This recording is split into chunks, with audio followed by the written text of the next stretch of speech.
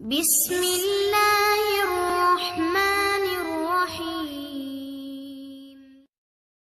الحمد لله نعم. نحمده ونستعينه ونستغفره ونعوذ بالله من شرور أنفسنا ومن سيئات أعمالنا. من يهده الله فلا مضل له ومن يضلل فلا هادي له، وأشهد أن لا إله إلا الله وحده لا شريك له، وأشهد أن محمدا عبده ورسوله.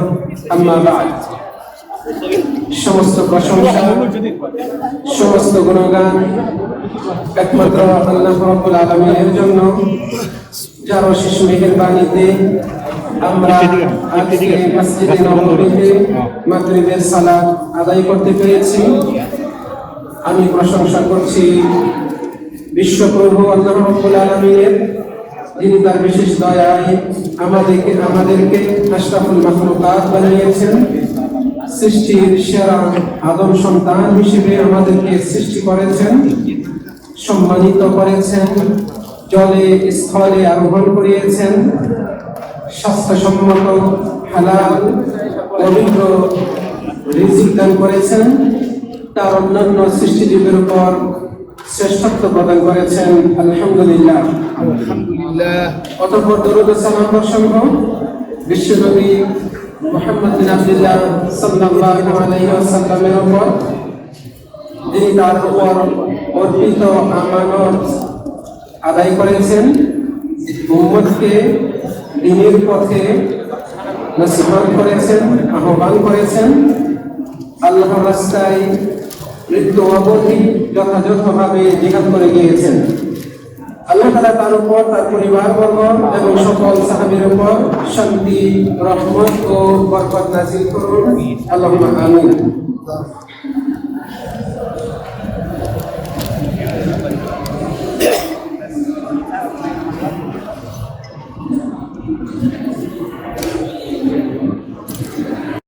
শেষ দিনে বৃহস্পতিবার মসজিদে নববী জিয়ারত কেন্দ্রিক কিছু আলোচনা উপস্থাপন করেছিলাম। আমি উক্ত আলোচনার ধারাবাহিকতায় আজকেও মসজিদে নববী জিয়ারত সম্পর্কিত বাকি আলোচনা আপনাদের সামনে উপস্থাপন করব। আমরা গত আলোচনায় জেনেছিলাম যে আমাদের নবী মুহাম্মদ সাল্লাল্লাহু আলাইহি ওয়াসাল্লাম তার উম্মতকে মদিনা জিয়ারত করতে, বিশেষ করে মসজিদে নববী জিয়ারতের উদ্দেশ্যে সফর করতে উদ্বুদ্ধ করেছেন। আমরা জেনেছি যে মসজিদে নববী জিয়ারত করা শামিল হচ্ছে এখানে এসে সালাত আদায় করা এবং জামাতের সাথে প্রত্যেক ফরজ নামাজগুলো আদায় করাই একজন মদিনা জিয়ারতকারীর জন্য শ্রেষ্ঠ আমল। রাসূলুল্লাহ সাল্লাল্লাহু আলাইহি ওয়াসাল্লাম আমাদেরকে জানিয়েছেন যে মসজিদে নববীতে সালাত আদায় করা অন্যান্য মসজিদে সালাত আদায় করার চেয়ে তুলনামূলক 1000 গুণ বেশি উত্তম, মসজিদুল হারাম ব্যতীত। আমরা আরো জেনেছি যে নবী মুহাম্মদ সাল্লাল্লাহু আলাইহি ওয়াসাল্লাম আমাদেরকে এই মসজিদে, বিশেষ করে মসজিদে নববীতে ইলম অর্জন করতে উদ্বুদ্ধ করেছেন। কারো যোগ্যতা থাকলে তারা যেন ইলম বিতরণ করে শিক্ষা দেয়, তাতে তিনি উদ্বুদ্ধ করেছেন। তিনি আমাদেরকে বলেছেন যে ব্যক্তি আমার এই মসজিদে আসলো, কল্যাণকর কিছু শিক্ষা অর্জন করলো অথবা শিক্ষা দিল, সে আল্লাহর রাস্তায় মুজাহিদের নেই। এভাবে আমাদের নবী মুহাম্মদ সাল্লাল্লাহু আলাইহি ওয়াসাল্লাম মসজিদে নববীতে এসে সালাত আদায় করতে, জ্ঞান চর্চা করতে, কোরআন সুন্নাহের এরকম মজলিসগুলোতে বসতে, খিলাফত জিকিরের মজলিসগুলোতে বসতে উদ্বুদ্ধ করেছেন। প্রিয় ভাইরা, মসজিদে নববীতে আমরা সালাত, কোরআন চর্চা, হাদিস চর্চা, ইলম চর্চা ব্যতীতও আর অন্যান্য ইবাদতগুলো পালন করতে পারি। এগুলোর মধ্যে অন্যতম উল্লেখযোগ্য হচ্ছে কোরআন তেলাওয়াত করা, নবী মুহাম্মদ সাল্লাল্লাহু আলাইহি ওয়াসাল্লামের উপর বেশি বেশি দরুদ ও সালাম পাঠ করা, জিকির আজকার করা, ইত্যাদি ইত্যাদি যত ইবাদত রয়েছে আমরা এগুলো পালন করতে পারি। আমরা গত আলোচনায় জেনেছি যে মসজিদে নববীতে সালাত আদায় করলে 1000 গুণ বেশি সওয়াব পাওয়া যায়। এটা শুধু ফরজ নামাজের সাথে সম্পৃক্ত নয়, সীমাবদ্ধ নয়, বরং যে কোনো সালাত এর অন্তর্ভুক্ত হবে। কেননা রাসূল সাল্লাল্লাহু আলাইহি ওয়াসাল্লাম তিনি আমভাবে উল্লেখ করেছেন, সালাতুন ফি মসজিদি হাযা খায়রুম মিন আলফি সালাতিন ফিমা সিওয়া। আমার এই মসজিদে সালাত আদায় করা অন্যান্য মসজিদের তুলনায় 1000 গুণের চেয়েও উত্তম। এভাবে রাসূল সাল্লাল্লাহু আলাইহি ওয়াসাল্লাম উল্লেখ করেছেন। আমরা গত আলোচনায় বিস্তারিত এই বিষয়ে আলোচনা করেছিলাম যে আমরা অনেকেই জানি 50,000 গুণ বেশি সওয়াব পাওয়া যায় মদিনার মসজিদে নববীতে সালাত আদায় করলে। এবং এই শীর্ষক যে দলিল রয়েছে এই দলিল বিশুদ্ধ নয়, বরং অত্যন্ত বিশুদ্ধ একেবারে সহিহ দলিল হচ্ছে যে এখানে সালাত আদায় করলে 1000 গুণ বেশি সওয়াব পাওয়া যায়। এই মর্মে যে বর্ণনা রয়েছে এটাই হচ্ছে সবচেয়ে বিশুদ্ধ। 50,000-এর ব্যাপারে যে বর্ণনা রয়েছে এগুলো বিশুদ্ধ নয়। আমি নবী সাল্লাল্লাহু আলাইহি ওয়াসাল্লামকে ভালোবাসি, মদিনা মুনাওয়ারায় এসেছি তার অতি নিকটে।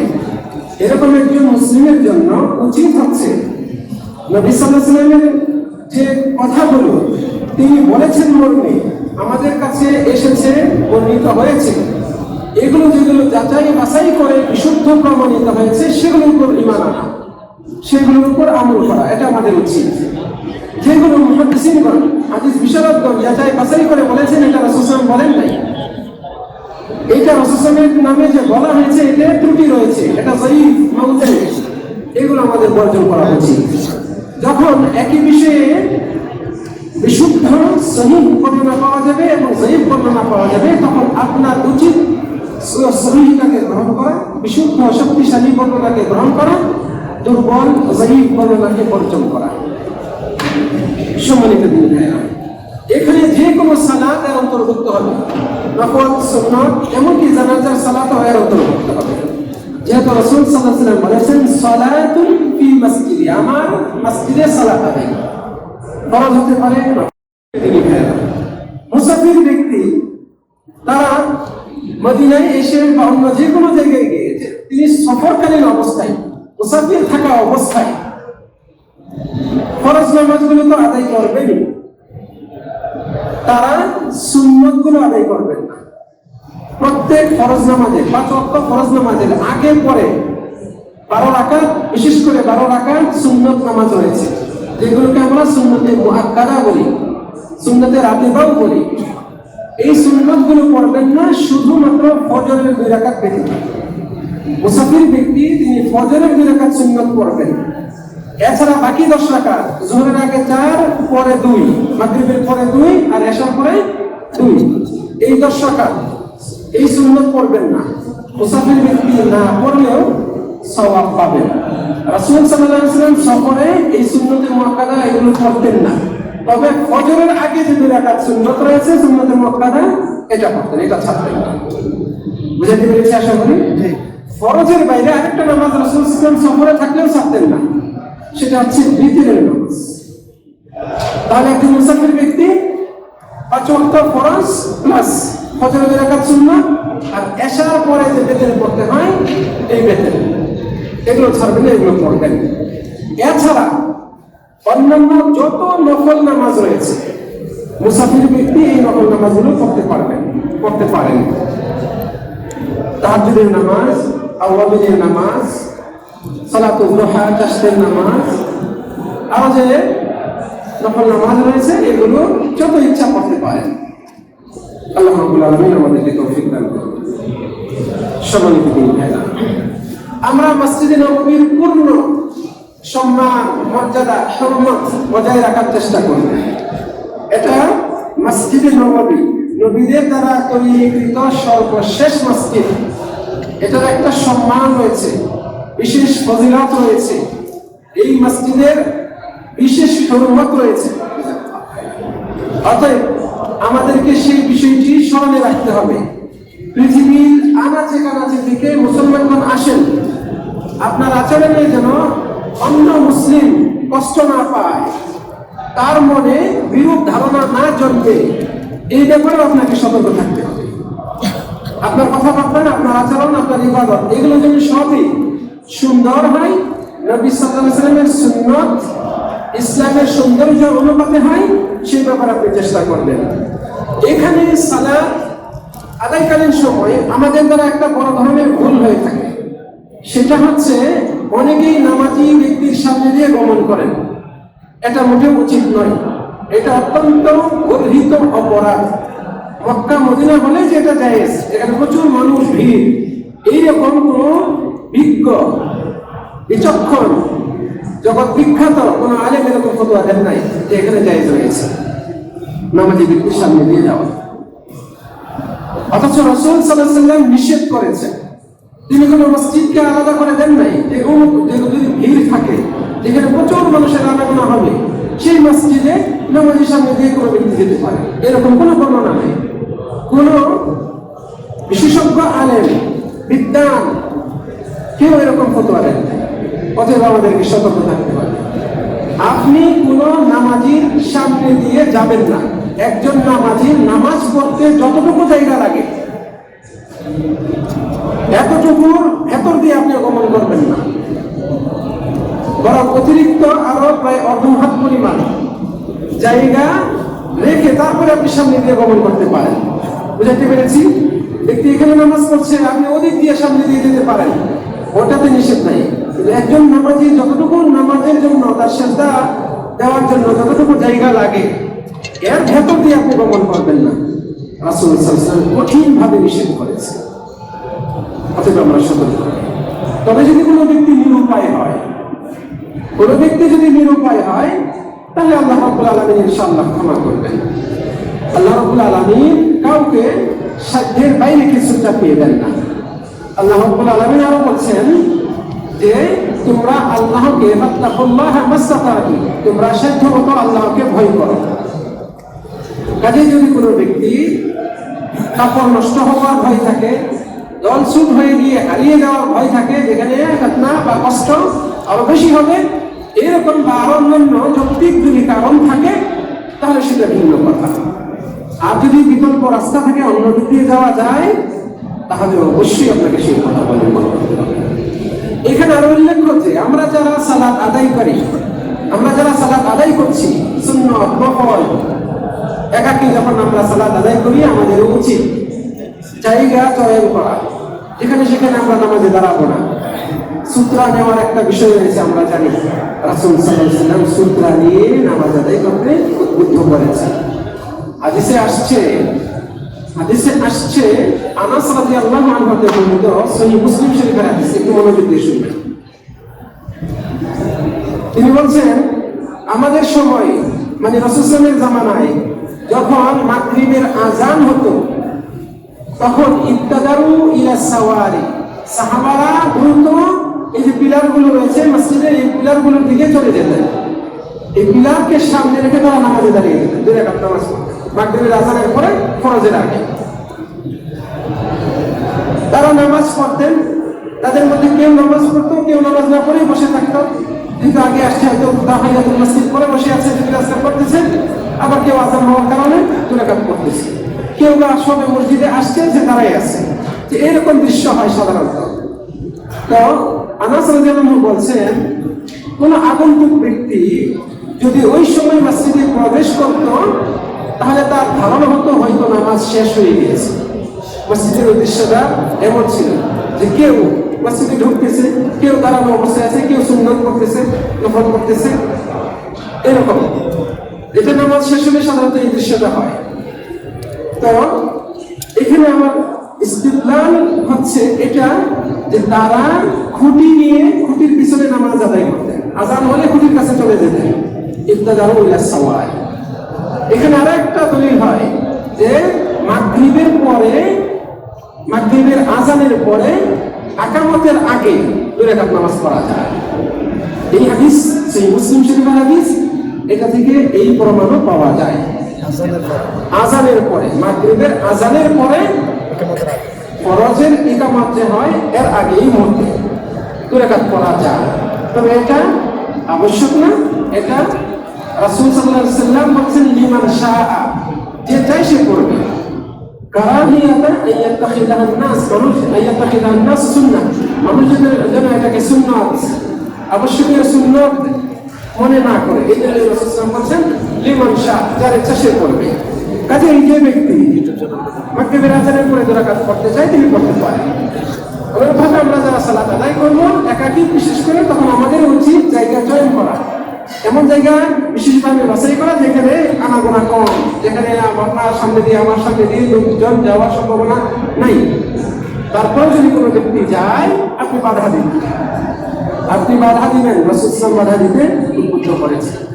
এই যে বিধানটি নামাজি ব্যক্তির সামনে দিয়ে গমন করা নিষেধ, এটা কেবল ব্যক্তি যখন ইমাম হবে, ইমাম জামাতের ইমাম হবে অথবা ব্যক্তি যদি একাকী পড়ে এই অবস্থায়, তবে জামাতের কাতারের মধ্যে সামনে দিয়ে গমন করা এটার অনুমতি রয়েছে, এতে কোনো নেই, প্রয়োজনে গমন করতে পারেন। ইবনে আব্বাস রাদিয়াল্লাহু আনহু তিনি এই কাজ করেছিলেন। মিনাতে রাসূল সাল্লাল্লাহু আলাইহি ওয়াসাল্লাম নামাজ পড়াচ্ছিলেন সাহাবীদের নিয়ে, তিনি এসে এক কাতারের সামনে দিয়ে এক পাশ থেকে ওই পাশে গিয়ে নামাজের কাতারের শরীক হন, কাতারের সামনে দিয়ে গিয়েছে। ইবনে আব্বাস রাদিয়াল্লাহু আনহু বলছেন, নামাজ শেষে কেউ আমাকে এই ব্যাপারে তিরস্কার করে নাই, কেউ আমাকে প্রতিবাদ করে নাই, বলে নাই যে তুমি কেন কাতারের সামনে দিয়ে গেলা। এটা হলো দলিল। অবশ্য ওই নামাজের ইমামতি করছিলেন বিশ্বনবী মুহাম্মদ সাল্লাল্লাহু আলাইহি ওয়াসাল্লাম। এই জন্য আলেমগণ বলেছেন কাতারের সামনে দিয়ে গমন করা যেতে পারে। আপনি মসজিদে আসছেন, দেখছেন সাধারণত অধিকাংশ মানুষই রাস্তার পাশে নামাজে দাঁড়িয়ে আছে, অথচ ভেতরে ফাঁকা। আপনি দেখছেন ভেতরে ফাঁকা আছে, এখন ওই জায়গায় পৌঁছবেন কেমনি? কাতারের সামনে দিয়ে গমন করতে পারেন, কোনো সমস্যা নেই।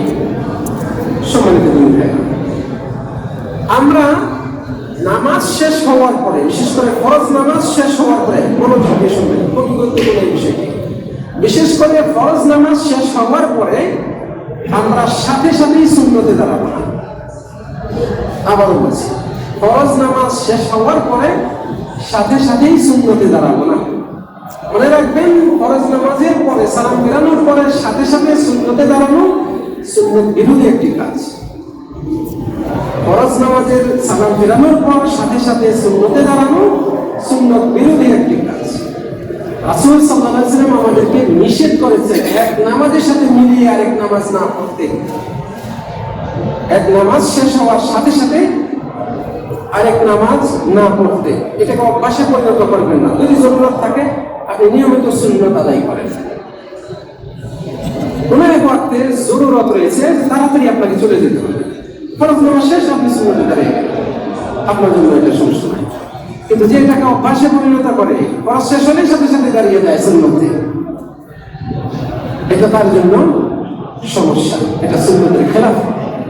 মুআবিয়া রাদিয়াল্লাহু আনহু তিনি বলেছেন, নাহা রাসূলুল্লাহ সাল্লাল্লাহু আলাইহি ওয়াসাল্লাম, রাসূল সাল্লাল্লাহু আলাইহি ওয়াসাল্লাম নিষেধ করেছেন আন তুসালা সালাতুন বিসালাত, নামাজকে আরেক নামাজের সাথে মিলিয়ে পড়তে। এর আগে একটা ঘটনা ঘটেছিল মুআবিয়া রাদিয়াল্লাহু আনহুর সাথে। মক্কায় যখন নামাজ পড়লেন, নামাজের পরেই একজন সাথে সাথে একজন সুন্নতে দাঁড়িয়ে গেলেন। মুআবিয়া রাদিয়াল্লাহু আনহু ওই ব্যক্তির নামাজ শেষ হলে ডাকলেন, ডেকে বললেন, তুমি এটা কেন করছো? এরকম আর করবে না, কারণ রাসূল সাল্লাল্লাহু আলাইহি ওয়াসাল্লাম আমাদেরকে নিষেধ করেছেন এক নামাজ আরেক নামাজের সাথে মিলিয়ে পড়তে। তাহলে মিলিয়ে পড়া বলতে ফরজ নামাজ শেষ হওয়ার সাথে সাথে আবার সুন্নতে দাঁড়িয়ে যাওয়া। বুঝাতে পেরেছি? যেটা মুআবিয়া রাদিয়াল্লাহু আনহু রাসূল সাল্লাল্লাহু আলাইহি ওয়াসাল্লামের একজন বিশ্বস্ত সাহাবী, কাতিবুল ওহী, চারজন ওহীর লেখকের মধ্যে একজন ছিলেন। কোরআনের আয়াত নাযিল হতো, এগুলো যারা লিখে রাখতেন এদের মধ্যে একজন ছিলেন মুআবিয়া রাদিয়াল্লাহু আনহু। সেই সাহাবী হাদিস এবং এই হাদিসটি বিশুদ্ধতম, সহিহ মুসলিমে রয়েছে, আবু দাউদে রয়েছে, আর অন্যান্য হাদিসের কিতাবে রয়েছে। এছাড়াও এই ব্যাপারে আরো অনেক দলিল রয়েছে। কাজেই আমরা ফরজ নামাজের শেষে সাথে সাথে দাঁড়িয়ে যাব না। আশপাশে সালাত আদায় করছেন, আশপাশে অনেককেই দেখবেন সালাম ফেরানোর সাথে সাথে 1-2 সেকেন্ডের ভেতরে সুন্নতে দাঁড়িয়ে যাচ্ছে। এত তারা হলো কেন? আপনি সালাম ফিরানোর পরে রাসূল সাল্লাল্লাহু আলাইহি ওয়াসাল্লাম যে আমলগুলো করতেন, এই সুন্নতি আমলগুলো করেন। রাসূল সাল্লাল্লাহু আলাইহি ওয়াসাল্লাম সালাম ফিরানোর পরে আস্তাগফিরুল্লাহ আস্তাগফিরুল্লাহ আস্তাগফিরুল্লাহ তিনবার। اللهم انت السلام ومنك السلام تبارك يا ذا الجلال والاكرام واختم. اللهم لا مانع لما اعطيت ولا معطي لما منعت ولا ينفع ذا الجد منك الجد واختم. سبحان الله سبحان الله 33 বার, আলহামদুলিল্লাহ 33 বার, আল্লাহু আকবার 33 বার, 34 বার, লা ইলাহা ইল্লাল্লাহ এটা করতেন। রাসূল বলেছেন যে ব্যক্তি এই আমলটা করবে 33 বার সুবহানাল্লাহ, 33 বার আলহামদুলিল্লাহ, 33 বার আল্লাহু আকবার, এই তিনটা 33 33 33 99 আর 100 মাসে বলবে লা ইলাহা ইল্লাল্লাহ ওয়াহদাহু লা শারীকা লাহু লাহুল মুলকু ওয়া লাহুল হামদু ওয়া হুয়া আলা কুল্লি শাইইন কাদির গুফিরা লাহু মা তাকাদ্দামা মিন যামবিহি। তার পূর্বের গুনাহগুলো ক্ষমা করে দেওয়া হবে যদিও তার গুনাহ সমুদ্রের ফেনা পরিমাণ হয়। এই আমলটা কোথায় গেল? রাসূল সাল্লাল্লাহু আলাইহি সাল্লাম ফেরানোর পরে যে আমল করতেন, যে দোয়া করতেন, এগুলো অন্যতম হচ্ছে আয়াতুল কুরসি পাঠ করা। আয়াতুল কুরসি পাঠ করা। এবং তিনি বলছেন যে প্রত্যেক ফরজ নামাজের পরে মান ক্বারা দুবরা কুল্লি সালাতিন মাকতুবাতিন, যে ব্যক্তি প্রত্যেক ফরজ নামাজের পরে পড়বে আয়াতুল কুরসি, সে লাম ইয়ামনাহু, তাকে বাধা দিবে না কোনো কিছুই জান্নাতে প্রবেশ করতে মৃত্যু ছাড়া। তার জান্নাতে যেতে মৃত্যু ছাড়া কোনো বাধা নাই, মরে নাই এই জন্য জান্নাতে যায়।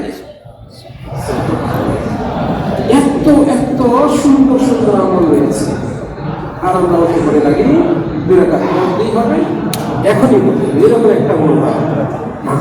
আপনি জানতেন না, আজকে জানলে আজকে থেকে আপনার ওই আমলটা ছেড়ে নতুন ভাবে আপনার এই আমলটাকে নবীর সুন্নত অনুপাতে সাজান।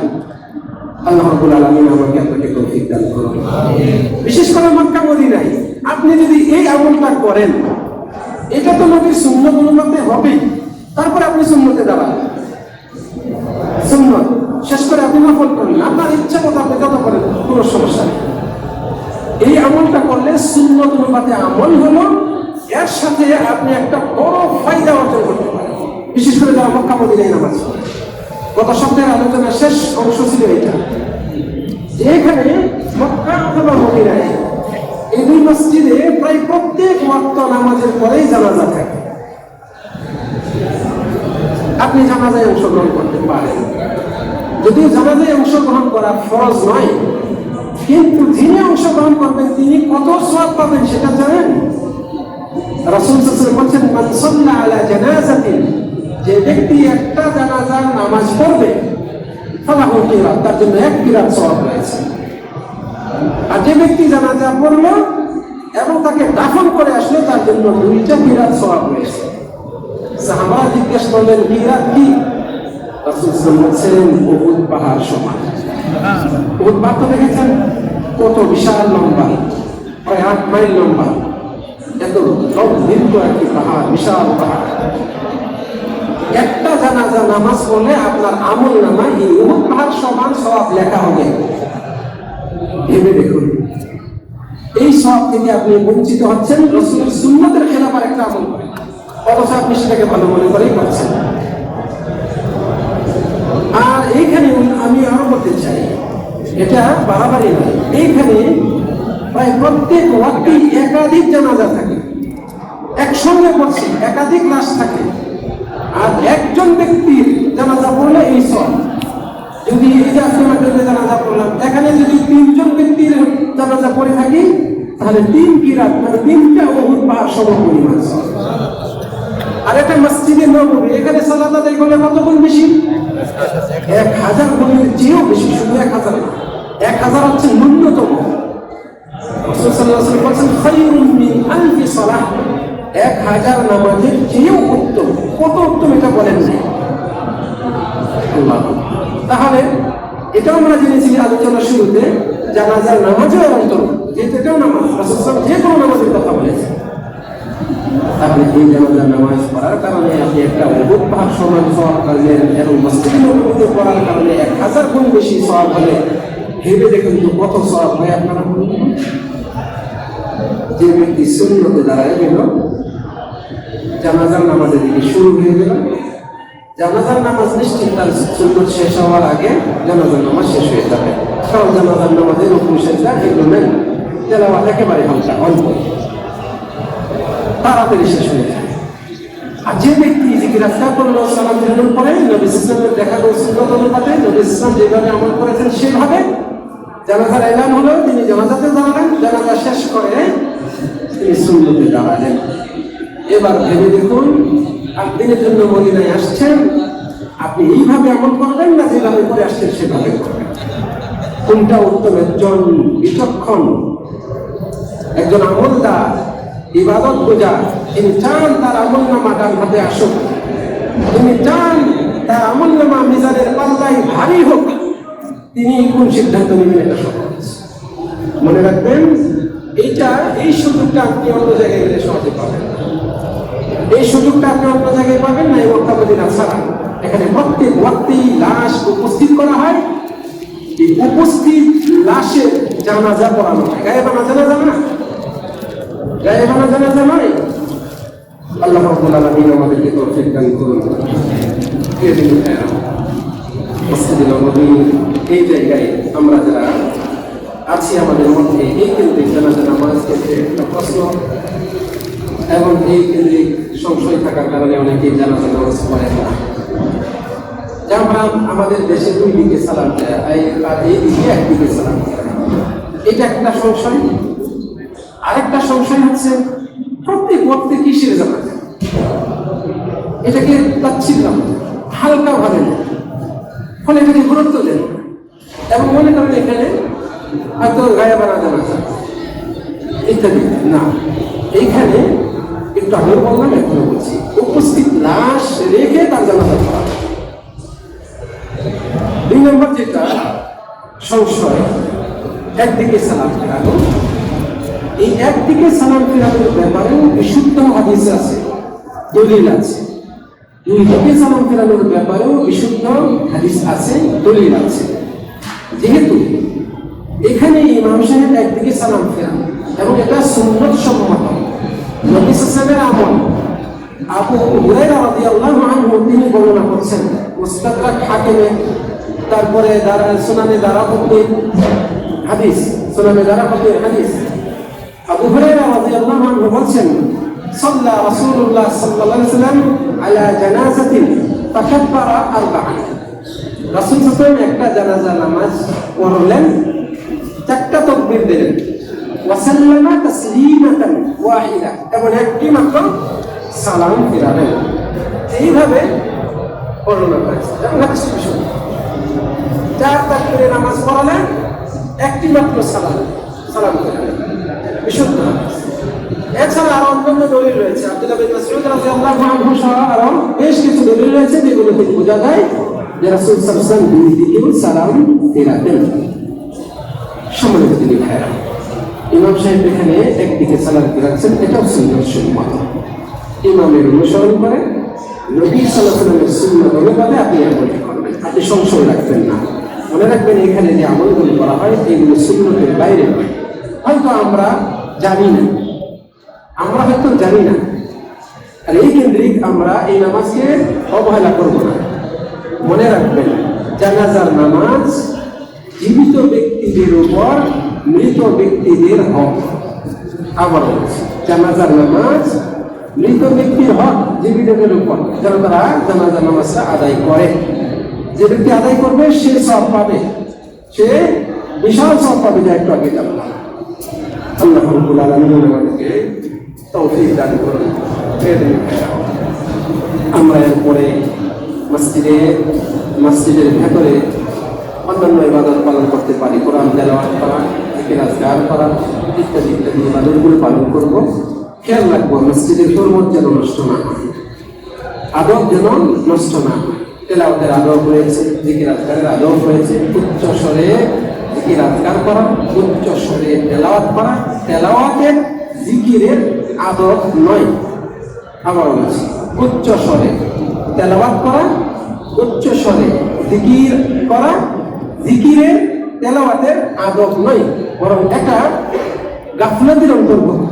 আল্লাহ রাব্বুল আলামিন তার জিকির যদি এইভাবে উচ্চ স্বরে কেউ করে তাদেরকে সতর্ক করে বলছেন ওয়ালা তাকুম মিনাল গাফিলিন, তুমি গাফিলদের, উদাসীনদের অন্তর্ভুক্ত হইও না। ওয়াজকুর রাব্বাকা, আল্লাহ বলছেন তুমি তোমার রবের জিকির করো ফি নাফসিকা, নফসে নফসে, মনে মনে। এবং এটা বলছেন ওয়াদুনাল জাহরি মিনাল কাউল, জেহিরিভাবে উচ্চারণ করে নয়। অতএব আমরা সতর্ক হই, আমরা দলিলকে মানি, কোরআনকে মানি, নবীর সুন্নাতকে মানি। মন করা পদ্ধতি অবলম্বন করে সেটাকে যতই সাজিয়ে গুছিয়ে সামনে উপস্থাপন করা হোক না কেন, সেটা সুন্নাত সম্মত নয়।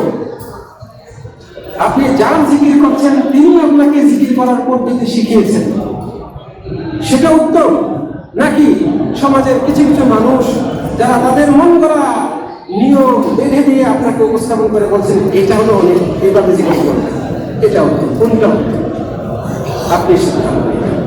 আল্লাহ রাব্বুল আলামিন আমাদেরকে তৌফিক দান করুন। মসজিদের ভেতরে উচ্চস্বরে কথা বলা, নানান রকমের গল্প গুজব করা, পত্র হাসি দেওয়া, ভিডিও কলে উচ্চস্বরে কথা বলা, এগুলো কোনোটাই মসজিদের সাথে মানানসই না। এগুলো বেমানান, মসজিদের হুরমত নষ্ট করার সাথে। অতএব আমরা এই ব্যাপারে সতর্ক হব। সম্মানিত দিনী ভাইরা, এখানে আরো উল্লেখ্য যে একটু আগে যেহেতু আমরা জানাজার বিষয়ে আলোচনা করলাম, আমাদের এখানে আমাদের অনেকের সাথে মহিলারা রয়েছে, কারো স্ত্রী, কারো মা, কারো বোন, কারো মেয়ে আছে। এই নামাজের পরে, প্রত্যেক নামাজের পরে জানাজা রয়েছে। মহিলারা কি জানাজার নামাজ পড়তে পারবে? হ্যাঁ, মহিলারাও জানাজার নামাজ পড়তে পারবে। আবারও বলছি, মহিলারাও জানাজার সালাত পড়তে পারবেন। রাসূল সাল্লাল্লাহু আলাইহি ওয়াসাল্লামের জামানায় এই ঘটনা ঘটেছে, মহিলারাও জানাজার সালাত আদায় করেছেন। জনৈক সাহাবী তিনি যখন মৃত্যুবরণ করেন, সাদ বিন ওয়াক্কাস রাদিয়াল্লাহু আনহু, প্রসিদ্ধ সাহাবী, তার জানাজায় মহিলারা উপস্থিত হয়েছেন, রাসূল সাল্লাল্লাহু আলাইহি ওয়াসাল্লামের স্ত্রীরা উপস্থিত হয়েছেন। তারপরে আব্দুল্লাহ বিন জুবাইর রাদিয়াল্লাহু আনহু তিনিও বর্ণনা করেছেন, আয়েশা রাদিয়াল্লাহু আনহা জানাজায় শরীক হয়েছে। সাদ বিন আবি ওয়াক্কাস রাদিয়াল্লাহু আনহু জানাজায় আয়েশা রাদিয়াল্লাহু আনহা সহ আর অন্যান্য রাসূল সাল্লাল্লাহু আলাইহি ওয়াসাল্লামের স্ত্রীগণ এবং অন্যান্য মহিলা সাহাবীগণ। তবে মহিলাদের ব্যাপারে নিষেধ করা হয়েছে জানাজার পেছনে পেছনে গিয়ে দাফন কাফন করে আসছে, কবরস্থানে গিয়ে দাফন করে আসলে এটা নিষেধ, জানাজা পড়তে নিষেধ না। উম্মে আতিয়া রাদিয়াল্লাহু আনহা তিনি বলছেন, নুহিনা আন ইত্তিবাইল জানাইজ ওয়া লাম ইউযাম আলাইনা, আমাদেরকে জানাজা অনুসরণ করে কবরস্থান পর্যন্ত যেতে, দাফন কাফন করতে নিষেধ করা হয়েছে, তবে খুব কড়াভাবে বলা হয়, ওয়া লাম ইউযাম আলাইনা। আল্লাহু সম্মানিত দিনী ভাইরা, এখানে আজকের এই বিষয়ের সাথে সম্পৃক্ত আরেকটি কথা, যে আমরা মসজিদে নববীর জিয়ারত করতে এসেছি, মদিনা মুনাওয়ারায় মসজিদে নববীর জিয়ারত করতে এসেছি। এখানে সবচেয়ে উত্তম ইবাদত হচ্ছে সালাত আদায় করা, ফরজ নামাজগুলো জামাতের সাথে আদায় করা। এখানে আমাদেরকে অর্থাৎ মদিনা জিয়ারতকারীদেরকে কি এমন কোনো নির্দিষ্ট সংখ্যা পরিমাণ সালাত আদায় করতে হবে? অর্থাৎ এখানে 40 ওয়াক্ত সালাত আদায় করতে হবে, এরকম কি বাধ্যবাধকতা রয়েছে? যেটা আমাদের সমাজে অনেকেই বিশ্বাস করেন যে মদিনায় আসলে কমপক্ষে 40 ওয়াক্ত সালাত একটানা পড়তে হবে। আসলে এরকম শরীয়তে কোনো বিধান নাই। আবারও বলছি, মদিনায় জিয়ারতে এসে একটানা 8 দিন 40 ওয়াক্ত নামাজ আদায় করতে হবে, এই মর্মে বিশুদ্ধ কোনো দিক নির্দেশনা কোরআন হাদিসের কোথাও নেই। এই ব্যাপারে একটা দলিল পাওয়া যায় এবং সেটা যঈফ, দলিল যোগ্য নয়। যে বর্ণনাটি এসেছে সেই বর্ণনাটি বিশুদ্ধ নয়। বলা হয়েছে মান সাল্লা ফি মসজিদি, যে ব্যক্তি আমার এই মসজিদে সালাত আদায় করলো, আর 40 সালাতান, 40টি সালাত, 40 ওয়াক্ত নামাজ আদায় করলো, লা তাফুতুহু সালাতুন, কোন নামাজ ছুটবে না, মানে একাধারে 40 ওয়াক্ত সালাত আদায় করলো, তাহলে সেই ব্যক্তির জন্য কুতিবাত লাহু বারাআতুন মিনান নার, তার জন্য জাহান্নাম থেকে মুক্তি লেখা হবে, ওয়া নাজাতুন মিনাল আযাব, এবং কবরের আযাব থেকে নাজাত লেখা হবে, ওয়াবারিআ মিনান নিফাক এবং নিফাকি থেকে সে মুক্তি পাবে। এই যে ফজিলত বর্ণনা করা হয়েছে মদিনায় মসজিদে নববীতে, যে ব্যক্তি 40 ওয়াক্ত নামাজ পড়বে কোনো অর্থ ছুটবে না, তার জন্য এই ফজিলত রয়েছে। এই বর্ণনাটি মুসনাদে আহমদে রয়েছে এবং এই বর্ণনাটি বিশুদ্ধ নয়, এটা একটি জয়ীফ বর্ণনা। কারণ এই হাদিসে রাবি বর্ণনাকারী যারা রয়েছেন তাদের মধ্যে একজন রয়েছেন নাবিদ বিন উমর, তিনি হচ্ছেন মাজহুল রাবি, অপরিচিত রাবি, অপরিচিত ব্যক্তি, যিনি এত মহাগুরুত্বপূর্ণ বিষয়টি উল্লেখ করেছেন যেটা বোঝা যায় যে মহা গুরুত্বপূর্ণ। মদিনায় রাসূল সাল্লাল্লাহু আলাইহি সাল্লাম হিজরত করে আসলেন, লক্ষাধিক সাহাবাদের পদচারণা ছিল যে মদিনায়। ইসলামের অধিকাংশ বিধিবিধান এই মদিনা থেকেই আল্লাহ রাব্বুল আলামিন দিলেন, এই শরীয়তকে পরিপূর্ণরূপে ঘোষণা করলেন। সেই মদিনায় কেউ আসলে তাকে 40 ওয়াক্ত একটানা নামাজ পড়তে হবে, এই ব্যাপারে একটা বিশুদ্ধ রেওয়ায়ত থাকবে না। যে রেওয়ায়তটা আসছে সেই রেওয়ায়তে তাও একজন রাবী রয়েছেন যিনি মাজহুল, অপরিচিত। তাহলে অপরিচিত রাবীর রেওয়ায়তের উপর আমরা কিভাবে নির্ভর করি? এটা তো রাসূল নাও বলতে পারে। আর রাসূল সাল্লাল্লাহু আলাইহি ওয়াসাল্লাম যদি বলে থাকেন তাহলে আর সাহাবারা কেউ বর্ণনা করলেন না এবং এটা বিশুদ্ধ সূত্রে আসবে না। এই জন্যই দেখুন আলেমগণ বলেছেন, এবং ওই মদিনার সবচেয়ে বড় আলেম, সবচেয়ে প্রবীণতম আলেম আব্দুল মুহসিন আল আব্বাদ হাফিজাহুল্লাহ, যিনি মসজিদে নববীর শিক্ষক ছিলেন, মদিনা ইসলামী বিশ্ববিদ্যালয়ের এক সময় ভাইস চ্যান্সেলর ছিলেন, এবং তার এরকম বয়ানে সৌদি আরব সহ আরব বিশ্বের বড় বড় আলেম ওলামাগণ যদি কখনো মদিনায় আসতেন তার এরকম বয়ানে বসার জন্য উদ্গ্রীব থাকতেন। তিনি এখন অতি বার্ধক্যজনিত কারণে অবসর নিয়েছেন, অত্যন্ত বৃদ্ধ হয়ে যাওয়ার কারণে এখন আর তার পক্ষে এইভাবে বসে থেকে দাস দেওয়া সম্ভব নয়, বয়ান করা সম্ভব নয়, এমন একটা পর্যায়ে বসেছে। অথচ তিনি অন্ধ হয়ে গিয়েছেন, দেখতেও পেতেন না, তবুও তিনি দাস ছিলেন। তিনি মদিনা জিয়ারত সম্পর্কিত কিতাব লিখেছেন, সেখানে এই বিষয়টি প্রসঙ্গটি উল্লেখ করে এই হাদিসটি, এই বর্ণনাটি থেকে দলিল হিসেবে অনেকে উল্লেখ করেন, বলেছেন এই হাদিসটি দলিল যোগ্য নয়, লা তাকুমু বিহি হুজ্জাহ, এর দ্বারা হুজ্জত কায়েম হয় না। একটা যায়ীফ সনদওয়ালা বর্ণনা দিয়ে কখনো হুজ্জত কায়েম হয় না। দিনের ভিত্তি এত নড়বড়ে হবে না। এত বড় একটা বিষয় যা বর্ণনা করা হয়েছে সেটা যায়ীফ বর্ণনার ভিত্তিতে মুসলিম উম্মাহ গ্রহণ করবে, এটা হতে পারে না। মদিনার ফজিলত সম্পর্কিত, মসজিদে নববীর জিয়ারত সম্পর্কিত অসংখ্য অগণিত হাদিস এসেছে, বিশুদ্ধভাবে এসেছে, ওগুলোই যথেষ্ট। আরো বিষয় হচ্ছে এখানে মসজিদে নববীতে কোনো ব্যক্তি জিয়ারতে আসলে, মদিনায় আসলে তাকে 40 ওয়াক্ত একাধারে পড়তে হবে। এই বিষয়টি একজন সাধারণ বিচক্ষণ জ্ঞানবান ব্যক্তি চিন্তা করলেও বুঝবে এটাতে কঠোরতা ছাড়ার কিছু নেই। 40 ওয়াক্ত যারা আসেন হজ করতে অধিকাংশই বৃদ্ধ বয়স্ক, আর এত দূর সফর করে এসে, নতুন পরিবেশে এসে, নতুন আবহাওয়ায় এসে তারা অসুস্থ হয়ে যান। প্রত্যেক ওয়াক্ত এই প্রচন্ড গরমের সময় অসুস্থ হয়ে গেলেও তাকে মসজিদে নববীতে এসে নামাজ পড়তে হবে। ইসলাম তো এত কঠোর নয়, মনে যাইতে পারে ইসলাম তো এত কঠোর নয়। এমনও বলা হয় যে ব্যক্তি 40 ওয়াক্ত না করতে পারবে, পূর্ণ না করতে পারবে, তার হজ সঠিক হবে না, এইভাবে হুমকি দেওয়া হয় হাদিসে। অথচ হজ্জের কোন সম্পর্ক নেই মদিনার সাথে, হজ্জের কোন সম্পর্ক নেই মদিনার সাথে, হজ পুরোটাই মক্কায়। তাহলে হাজিরা মদিনায় আসেন কেন?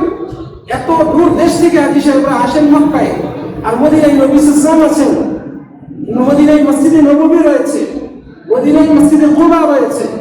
এই সুযোগ সহজে পান না, আর এই জন্যই সরকারও ব্যবস্থা করেছে তারা যেন সহজে মদিনায় এসে জিয়ারত করে যেতে পারে।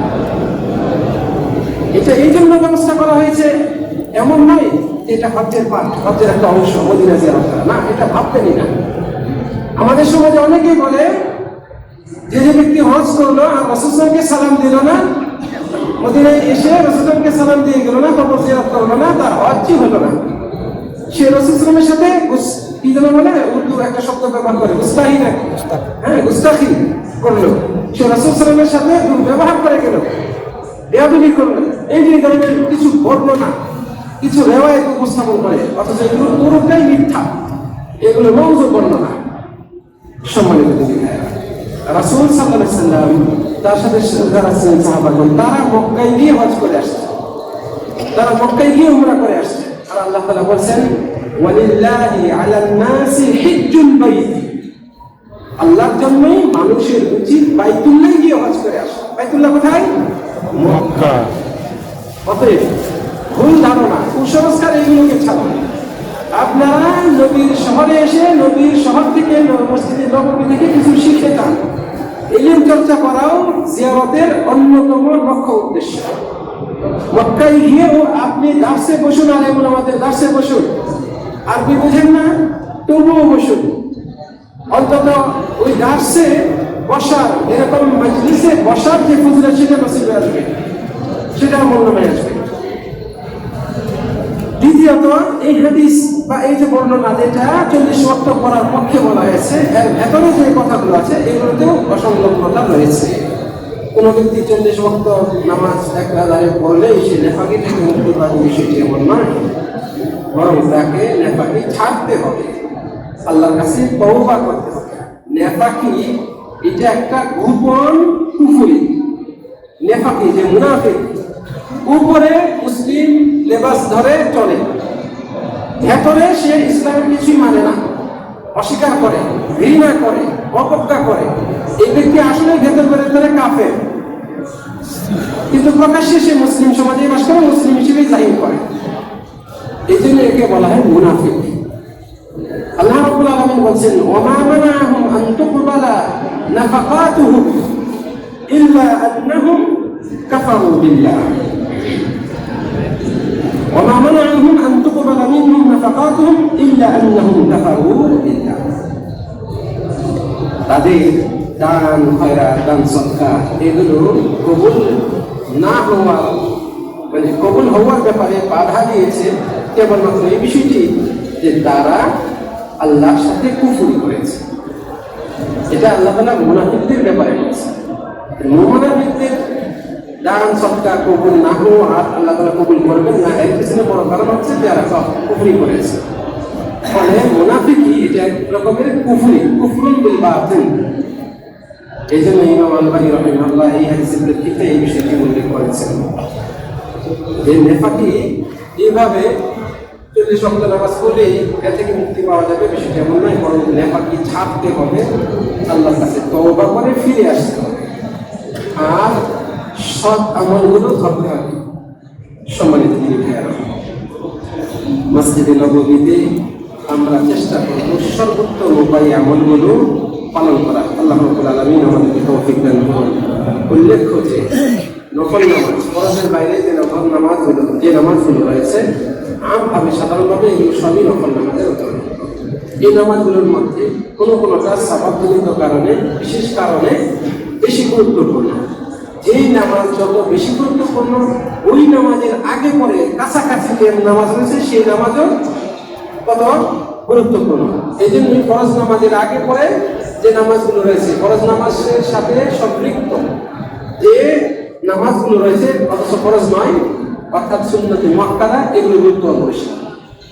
এগুলো বাইরে যত নফল নামাজ রয়েছে, এগুলো বিভিন্ন দিক থেকে নবী সাল্লাল্লাহু আলাইহি ওয়াসাল্লাম ফজিলত বর্ণনা করেছেন। একটা আম বিষয়, সাধারণ বিষয় হচ্ছে ফরজের বাইরে বাকি সব নামাজের ব্যাপারে এগুলো মসজিদে আদায় করার চেয়ে ঘরে আদায় করা উত্তম। আবারও বলছি, ফরজ নামাজের বাইরে যত নামাজ রয়েছে এগুলো আমরা যদি ঘরে আদায় করি, মসজিদে আদায় না করি, তাহলে এটা উত্তম। তবে যদি কেউ মসজিদে আদায় করে কোনো বাধা নেই, তাহলে কি জানলাম, আমরা নফল নামাজগুলো হোটেলে নিজের বাসায় আদায় করব, এটাই আমাদের জন্য উত্তম। রাসূল সাল্লাল্লাহু আলাইহি ওয়াসাল্লাম বলেন, সালাতুল মারই ফি বাইতিহি আফদাল মিন সালাতিহি ফি মসজিদি। ব্যক্তির নামাজ তার ঘরে আদায় করা আমার এই মসজিদে আদায় করার চেয়েও উত্তম। কার কথা এটা? নবী মুহাম্মদ সাল্লাল্লাহু আলাইহি ওয়াসাল্লামের কথা, এবং একেবারে বিশুদ্ধ হাদিস। রাসূল সাল্লাল্লাহু আলাইহি ওয়াসাল্লাম আরো বলেন, ইজআলু মিন সালাতিকুম ফি বুয়ুতিকুম, তোমরা কিছু নামাজ, তোমাদের কিছু নামাজ ঘরেও আদায় করো। ওয়ালা তাত্তাখিযুহা কুবুরা, তোমরা তোমাদের ঘরগুলোকে, বাসাগুলোকে, হোটেলগুলোকে যেখানে থাকো এগুলোকে কবরস্থান বানায় নিও না, কারণ কবরস্থানে নামাজ পড়া যায় না। সেজদা করা যাবে না, নামাজ সেজদা কোনোটাই করা যাবে না কবরস্থানে। এটা হলো অন্যতম। কবরস্থান যেমন নামাজবিহীন থাকবে, মাজার যেমন নামাজবিহীন থাকবে, তোমরা তোমাদের ঘরগুলোকে এরকম কবরস্থানের মতো, মাজারের মতো নামাজবিহীন করে নিও না। মানে তোমরা ঘরেও নামাজ পড়ো, এটা হলো উদ্দেশ্য। তোমরা কিছু নামাজ ঘরেও পড়ো, কিছু নামাজ ঘরে পড়া দ্বারা উদ্দেশ্য হচ্ছে নফল সুন্নত নামাজ, এইগুলো ফরজ নয়, ফরজের জন্য মসজিদে আসতে হবে।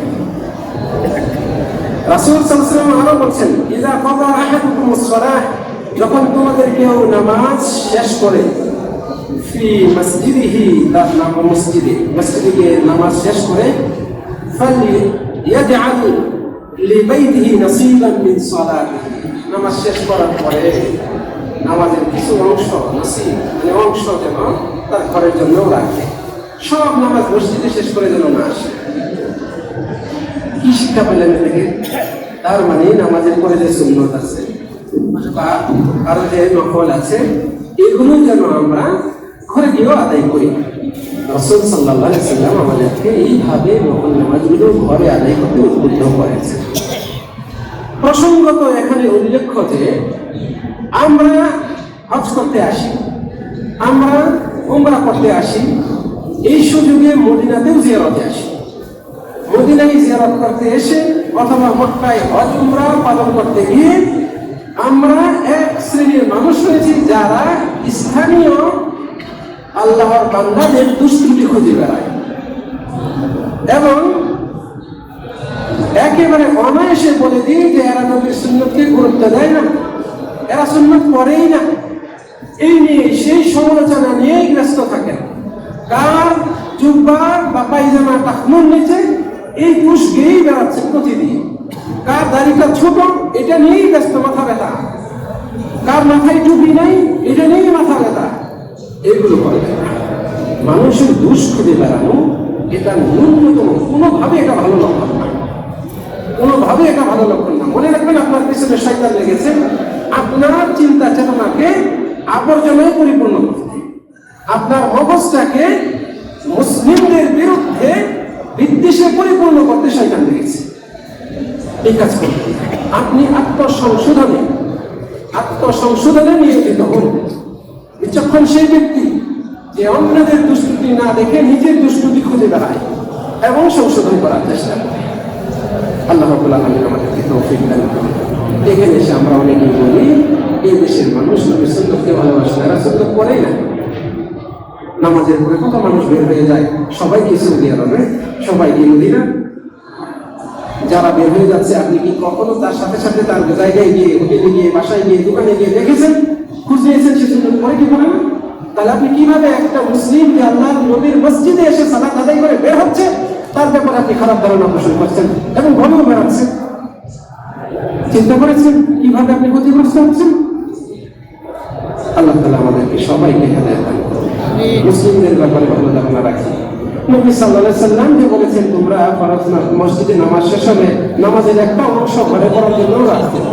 যে ব্যক্তি বের হয়ে যাচ্ছে সে যদি ওই আমলটা করে আর আপনি এখানে বসে যে নামাজে বসে ওই ব্যক্তির ব্যাপারে খারাপ ধারণা করতেছেন, কে উত্তম, ওই ব্যক্তি না আপনি? এবার চিন্তা করে দেখুন। আল্লাহ রাব্বুল আলামিন আমাদেরকে সঠিক বুঝান। এই জন্য বলছি আমরা এই মদিনার জিয়ারতটাকে বিভিন্ন রকমের খারাপ বিষয়গুলো থেকে হেফাজত করার চেষ্টা করি। আমরা সফল জিয়ারতকারী হয়ে মদিনা থেকে বিদায় নিই, প্রকৃত নবীর সুন্নতের অনুসারী হয়ে মদিনা থেকে বিদায় নিই। 7 দিনের জন্য এসেছেন, 40 ওয়াক্ত নামাজ আপনি পড়বেন। আপনি যদি 40 ওয়াক্তই মসজিদে নববীতে আদায় করতে পারেন, এটা কতই না সৌভাগ্যের বিষয়, এটা কতই না সৌভাগ্যের বিষয়। আপনি 10 দিন রইলেন, 50 ওয়াক্ত নামাজ পেলেন 50 ওয়াক্তই পড়তে পারলেন, কতই না সৌভাগ্যের বিষয়। কোনো কারণে আপনি 1 ওয়াক্ত 2 ওয়াক্ত মসজিদে নববীতে আদায় করতে পারেন না, মন বিকল ছিল মসজিদে নববীতে আদায় করতে, তারপর পারেন না, রব্বুল আলামিন আপনাকে ঠকাবেন না। আপনি আপনার সাধ্যমতো আমল করেছেন, এটাই যথেষ্ট। আপনার উপর আবশ্যক ছিল না, অতএব সেটাকে আপনি কেন আবশ্যক করে নিবেন?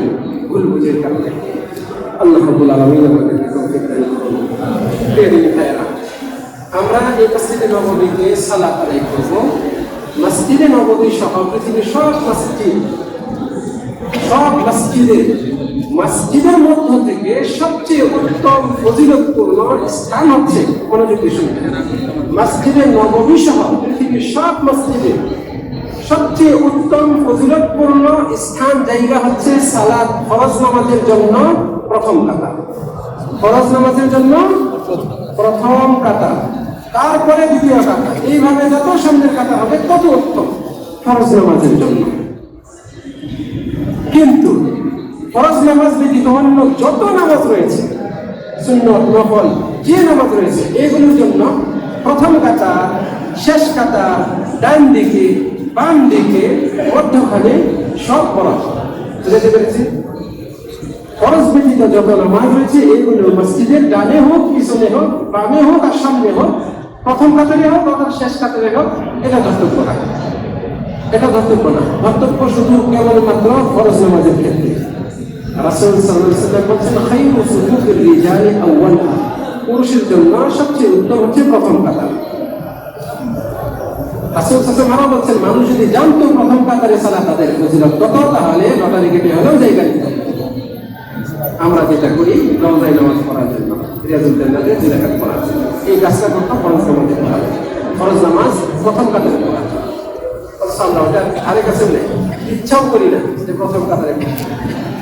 এই কথাগুলো বলছি এই জন্য যে এই মসজিদে নববীতে বিশেষভাবে একটা জায়গা রয়েছে যেটাকে আমরা রিয়াজুল জান্নাহ বলি, রওজা, অথচ এই জায়গা মসজিদেরই অন্তর্ভুক্ত এবং এখানে গিয়ে আমরা সুন্নত আদায় করি বা নফল আদায় করি, নফল আদায়ের জন্য যাই। যেহেতু রাসূল সাল্লাল্লাহু আলাইহি ওয়াসাল্লাম মসজিদের প্রথম কাতারকে ফরজের জন্য উত্তম বলেছেন, আর নফল আমরা পড়তে গেলে নফল পড়া উত্তম হচ্ছে ওই জায়গায়, যেই জায়গাটাকে রাসূল সাল্লাল্লাহু আলাইহি ওয়াসাল্লাম জান্নাতের বাগান বলেছেন। হাদিসে এসেছে রাসূল সাল্লাল্লাহু আলাইহি ওয়াসাল্লাম বলেছেন, মা বাইনা বাইতি ওয়া মিনবারি ওয়া মিন রিয়াদিল জান্নাহ, আমার বাড়ি থেকে আমার মিম্বার পর্যন্ত এর মধ্যবর্তী স্থান হচ্ছে জান্নাতের বাগান। ওয়া মিনবারি আলা হাউজি, আর আমার মিম্বার হচ্ছে আমার হাউজের উপর, হাউজে কাউসারের ওই জায়গা। এই জায়গাতে গিয়ে আমরা নফল পড়তে পারি। নফল পড়ার জন্য উত্তম বলি এই জন্য, যেহেতু ফরজ প্রথম কাতারে পড়া উত্তম, আর মসজিদের ওই অংশকে রাসূল জান্নাতের বাগান বলেছেন, এই হিসেবে ওখানে গিয়ে সুন্নত নফল পড়া উত্তম। এখন বর্তমানে রওজা বা রিয়াজুল জান্নাহ প্রথম সামনের অংশটা প্রথম কাতারের অংশ বিশেষ, এই হিসেবে ওই জায়গায় যদি কোনো ব্যক্তি করতে পারে এটা তার জন্য আরো। যদি কারো পক্ষে রওজায় গিয়ে নামাজ পড়া সম্ভব হয়, আমরা চেষ্টা করব, উত্তম, ভালো, এটা নসিবের ব্যাপার। যদি কেউ কোনো কারণে আইনের মারে পেয়েছে, মানে সেখানে পারমিট নিতে না পারার কারণে যেতে পারেন না, পারমিট নিয়েছেন কিন্তু সময় মতো উপস্থিত হতে পারেন নাই, পাপ করেছেন। এখন যেহেতু হাজিরা আসছেন সারা বিশ্ব থেকে এবং অনেক হাজির, সবাই যেন যেতে পারে, এই জন্য নিয়ম সিরিয়াল করে দিয়েছে, পারমিট নিয়ে যেতে হবে। কারো যদি হেরফের হয় আর সুযোগ দেয় না, এই জন্য আপনি এই কাজের উপর গালাগাল করবেন, রাগারাগি করবেন, মনক্ষুণ্ণ হবেন মনে হয়। ভালো কাজের নিয়ত করলে সেটা যদি যৌক্তিক কারণে আদায় করতে নাও পারেন, আল্লাহ রাব্বুল আলামিন তাকে সওয়াব বঞ্চিত করেন না। দ্বিতীয়ত, আপনি যাচ্ছেন সেখানে নফল পড়তে, কাজেই নফল যদি পড়তে না পারেন সেই জন্য আফসোস করা, হাইতাস করা, মন করা, মদিনায় এসে সবচেয়ে বাগাদের অন্তর্ভুক্ত আমি, রওজাতে যেতে পারলাম না, আমি খালি কি হলো আমার এখানে মদিনায় এসে, এরকম কথা যেন বের না হয়, নিরাশা যেন বের না হয়। আপনি এখানে এসে সাধ্যমতো শ্রেষ্ঠ ইবাদতগুলো পালন করার চেষ্টা করুন, নফল ইবাদতগুলো বেশি বেশি পালন করার চেষ্টা করুন। এইভাবে আপনি আপনার আমলগুলোকে সমৃদ্ধ করুন, আপনার আমলনামাকে সমৃদ্ধ করুন।